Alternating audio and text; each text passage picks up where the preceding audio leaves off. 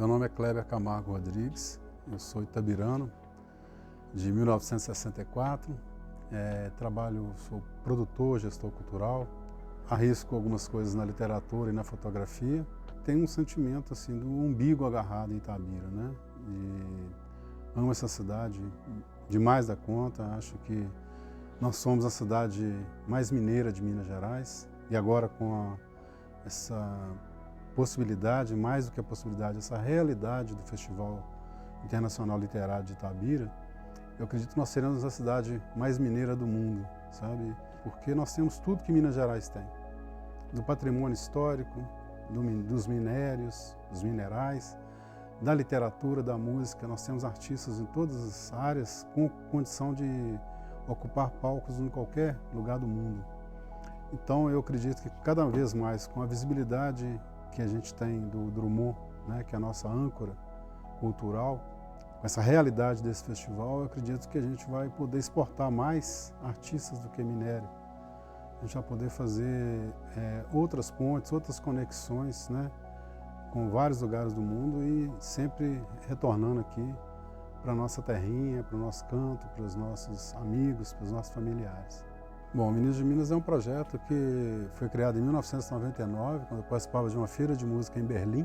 Naquele ano o Brasil era o país homenageado, né? E nós fazíamos reuniões e fizemos a Carta de Berlim junto com mais 20 produtores e gestores brasileiros. E naquele encontro ali de gente de tudo quanto é lugar, né? Rio, São Paulo, brasileiros que eu não conhecia, alguns a gente conhecia pela mídia. Conversando com alguns, eu falei, pô, mas tem projetos que acontecem em outros lugares e por que não Itabira, né? Aí pensava, vamos criar um projeto de Itabira, Meninos de Itabira. Não, Meninos de Itabira ainda é pouco, Meninos de Minas. E aí começamos a batalhar para poder realizar esse projeto. Ficamos 10 anos tentando fazê-lo em Itabira, depois de 10 anos conseguimos, mas antes fizemos em Pedro Leopoldo e em Betim. Conseguimos aos poucos ir ganhando palcos em alguns lugares, né? Somos o único grupo que voltou 6 vezes ao mesmo festival em Portugal, pedido pelo público e pela produção, em Serpa, nos encontros de cultura. Fomos 2 vezes para a Alemanha, fomos 2 vezes para os Estados Unidos, fomos na Espanha, tivemos convite para a Argentina, para a Grécia, África do Sul, Cuba, França. A batalha para conseguir os apoios, a gente não conseguiu finalizar, mas plantamos sementes. É um projeto que tem 3 CDs lançados, né? Um histórico do que a gente realizou num período até 2016. Outro, o segundo CD, foi feito em parceria com o mestre André Tax. Nós fizemos uma trilha sonora para o espetáculo de encerramento da Escola de Dança do Grupo Corpo de Belo Horizonte. E o terceiro nós lançamos agora, este ano de 2021, que é o Minas, né, com gravações que nós tivemos na Alemanha, em Portugal e gravações feitas aqui em Itabira, no estúdio em Itabira. Então esse Minas, esse CD, esse terceiro, ele encerra um ciclo, né, que nós começamos em setembro do ano passado para celebrar os 21 anos do projeto, que nós realizamos em outubro de 2021. Então nós temos uma programação de mais de 20 lives, entrevistas que nós chamamos de tambor de prosa com artistas, produtores, gestores, pessoas que de alguma forma influenciaram ou ajudaram, foram parceiros do Meninos de Minas ao longo desses 21 anos.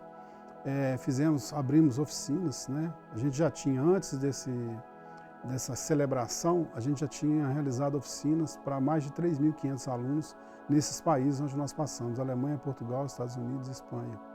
E aí, com o aniversário, nós resolvemos abrir 100 vagas, só que elas seriam presenciais.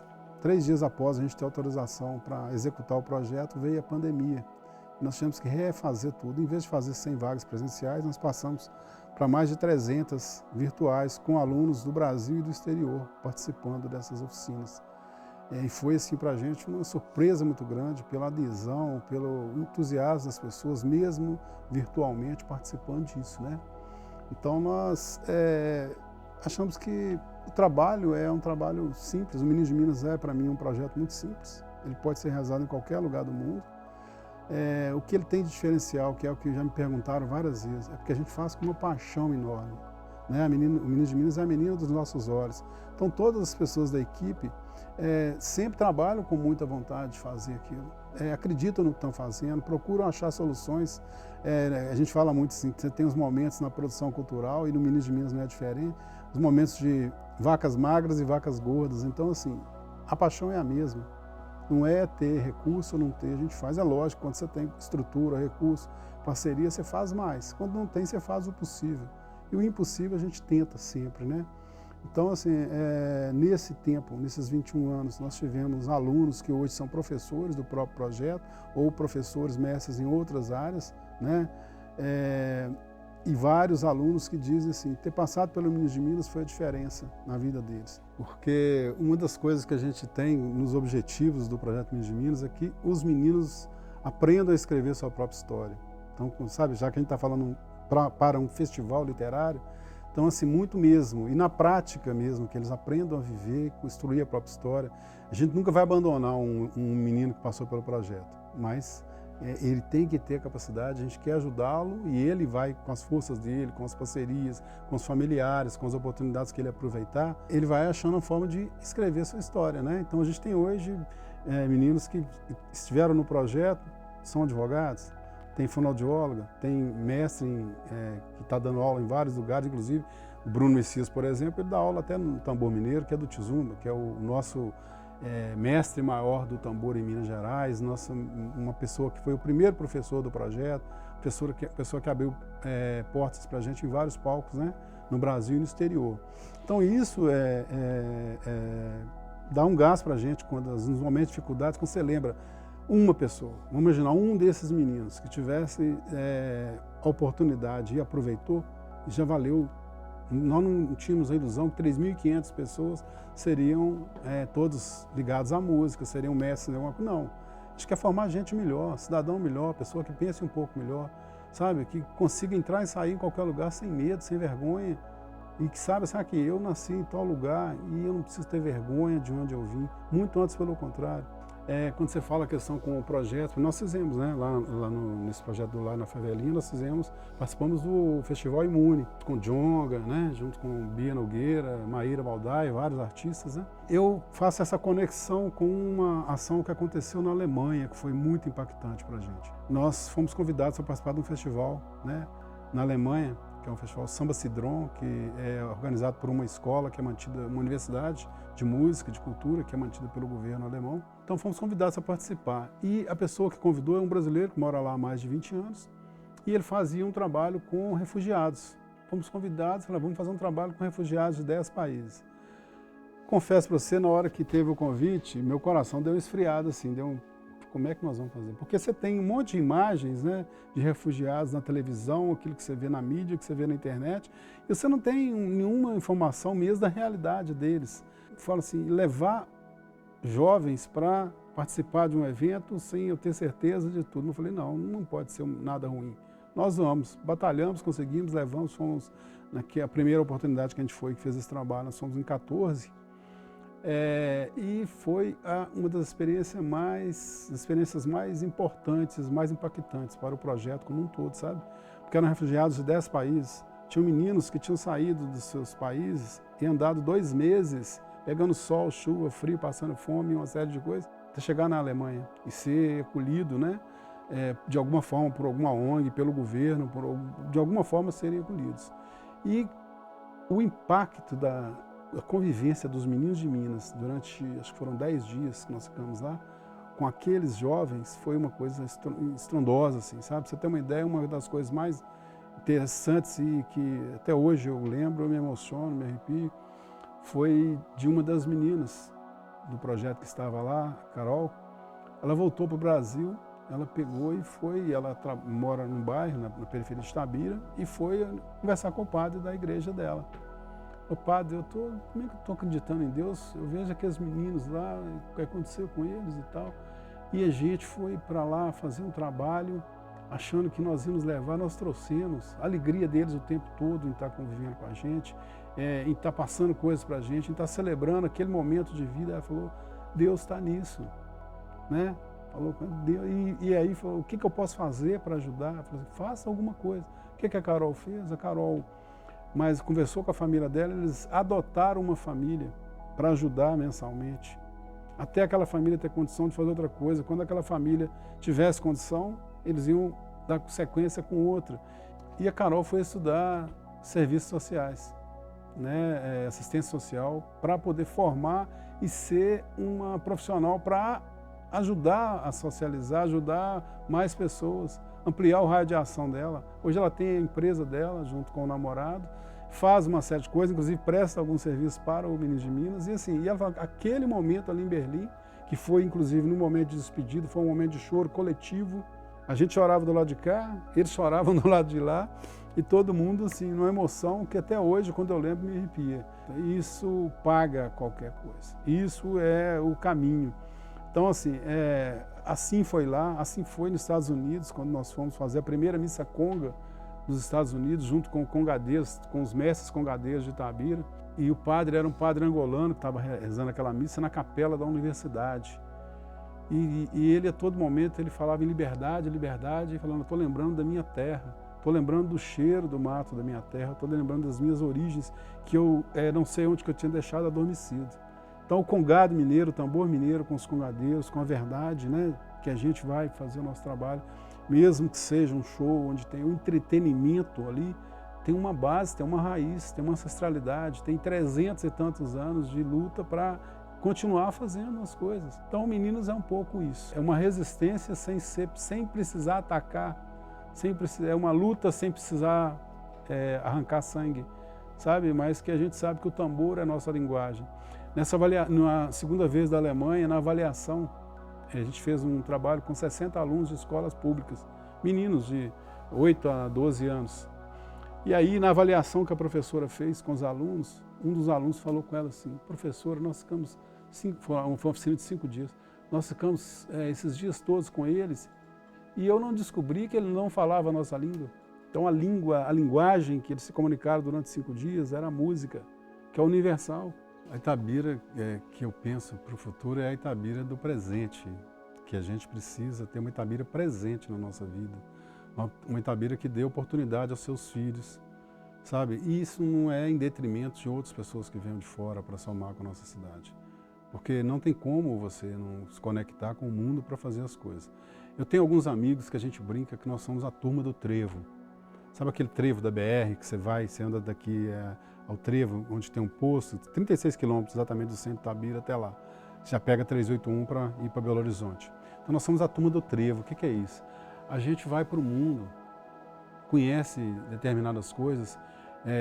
Nos lugares onde eu pisei, graças a Deus, nas oportunidades que eu tive de pisar em outros países, ninguém nunca me perguntou qual que era o meu partido político, quanto que eu tinha no banco ou se eu não tinha, qual que era a minha situação de posicionamento, seja qual for, qual que era minha opção sexual, nunca me perguntaram isso. Eles sempre me perguntaram o que faz seu olho brilhar. E olha que eu não falo língua nenhuma estrangeira, eu escuto todas, ainda não estou surdo. Então eu escuto o que falar e, o possível, sempre alguém aparece para traduzir. Então o que fez com que a gente conseguisse dar passos é não ter limites, não ter nenhum tipo de bloqueio, não ter nenhum tipo de coisa que limitasse um itabirano a fazer outras coisas, sabe? Em todos os lugares, o Drummond é uma referência. Então, o que eu acho que nós precisamos? É dar as mãos, sabe? Um projeto, seja FLI Itabira, ele não atrapalha nenhum projeto, nenhum agente, nenhum artista de Itabira. Muito antes, pelo contrário. Se as pessoas pegarem, só um exemplo, 2 coisas que vocês já fizeram por Itabira que eu acho que são enormes. A entrevista do Afonso com a Malu e com o Tony Bellotto. Aquilo para mim tem que ficar, sabe, de vez em quando vier uma pessoa de fora, você tem que pegar na sua casa, em vez de assistir qualquer outra coisa, pôr aquilo para assistir. Para você entender, assim, porque o itabirano precisa cada vez mais ter aquele carinho com a cidade que o Afonso teve e que o Tony e a Malu têm por causa do Drummond. Não é por causa de mais nada, é por causa do Drummond e vai continuar sendo por. Agora imagina o dia que esses dois vierem em Itabira, eles vão querer comprar alguma área na zona rural aqui, montar um sítiozinho e vir morar aqui se bobear, porque Itabira é maravilhosa. É uma cidade que tem mais de 100 cachoeiras, Uma cidade que tem uma zona rural extensa, uma cidade que tem uma gastronomia bacana, que tem cultura, tem artistas de todo jeito, igual eu já falei desde o início. É dar as mãos, é fazer conexões, é entender que a gente precisa ir junto, cara, sabe? E aproveitar essas oportunidades, né? E levar. Então, assim, vocês já estão fazendo isso. A outra coisa que vocês já fizeram, que para mim foi fantástico, foi o podcast que o Afonso fez falando que Itabira é a cidade mais literária do Brasil. Quantas vezes outras pessoas, né?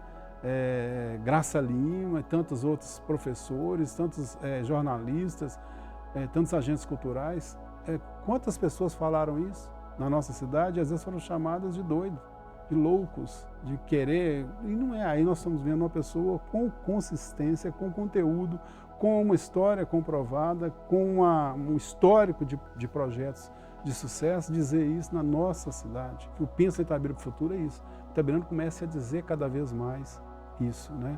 Itabira é uma cidade fantástica. E a gente tem essas oportunidades, né? Nós temos uma administração nova que tem essa visão, nós temos vocês fazendo isso e temos um monte de gente começando a olhar para Itabira de outra forma. E a gente está com as oportunidades à nossa frente, né? Nós precisamos realmente resgatar algumas coisas que ficaram, né, para trás em função de várias situações e contextos que a cidade viveu política e economicamente, e pensar no futuro mesmo. A cultura é sustentável, a cultura tem condição de bancar e ajudar no desenvolvimento assim, econômico e social de Itabira de uma forma muito forte, e isso tem acontecido mundo afora. Nós temos produtos para poder vender para o mundo, para mostrar para o mundo, e tem uma cidade que pode acolher grandes projetos, grandes eventos, mas que não sejam passageiros, que sejam permanentes e que deixem uma liga para a nossa cidade. Então, o que eu espero é isso, e que a vinda de vocês, né, seja uma duradoura, sabe? Seja duradoura, não se mire, não seja frisada só por um período agora, mas que seja de sucesso enorme, porque nós precisamos. Eu costumo dizer que Itabira ela já teve tanta tentativa de tanta coisa, tanta história de ideias mágicas, soluções mágicas para a cidade, né? Estudo disso, daquilo. Nós não podemos mais errar. Agora é agir e acertar, marcar gol de placa. Se a gente não tivesse Carlos Drummond de Andrade em Itabira, Newton Banhandeira seria o maior. Então nós temos o Drummond, e o Drummond assim, é incomparável. Não estou comparando Newton Banhandeira com o Drummond, não tem como comparar. São ações distintas, tempos distintos.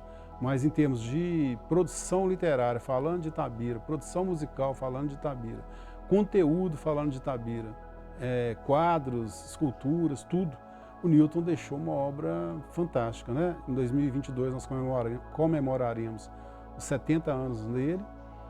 Newton deixou mais de 5.000 músicas. A gente está resgatando outras coisas, né? Procurando, pesquisando. Tem HDs que estão, a gente não sabe onde está. Tem muita coisa que a gente está junto com a família procurando resgatar. Mas esse cara, assim, ele escreveu o dia a dia do Itabirano. Ele foi um cronista de tudo que acontecia nessa cidade. Transformou isso em poesia, transformou isso em música. Então é um artista que tem aí, além disso, dessas 5.000 músicas, eu digo que o Newton tem, assim, nestas, pelo menos umas 100, 200 músicas, que fala assim, isso aqui pode ser gravado por qualquer grande artista brasileiro. Tem qualidade, não é um negócio, ele fez de tudo um pouquinho. MPB, rock, sertanejo, música de raiz, tudo ele mexeu. Ele fez trilha para teatro, ele fez trilha para vídeo. Então, assim, é um artista que é o nome da cidade, sabe, assim, mais atual, né? Ele morreu em 2012. Sou apaixonado e eu acho que a FLI Itabira vai poder também mostrar para o mundo esse camarada. E a família já está, né? A gente já conversou a respeito, eles estão abertos a isso. Então, nós podemos pensar várias coisas, né? Para poder visibilizar. E eu tenho certeza que vocês, à medida que forem conhecendo o trabalho do Newton Banhandeira, vocês vão se apaixonar, porque é apaixonante. Eu falo que tem alguns artistas que são fabricados e alguns, o suor está sempre escorrendo e o sangue está sempre fervilhando nas veias deles, com a arte. O Newton, toda vez que ele começava a conversar sobre a arte dele, é como se ele se transformasse. Ele era pequeno, era como se ele ficasse 2 metros de altura, porque a arte dele era a coisa mais importante. Ele ganhou muitos festivais em Minas e no Brasil. Então ele preferia deixar o prêmio, às vezes, com o intérprete que foi defender a música dele, mas ter o troféu. sabe? Então, assim, ele fazia questão de construir uma história e construiu. E a gente está fazendo um trabalho para tentar preservar e difundir essa história, essa memória desse artista que fundamental, influenciou várias gerações da nossa cidade.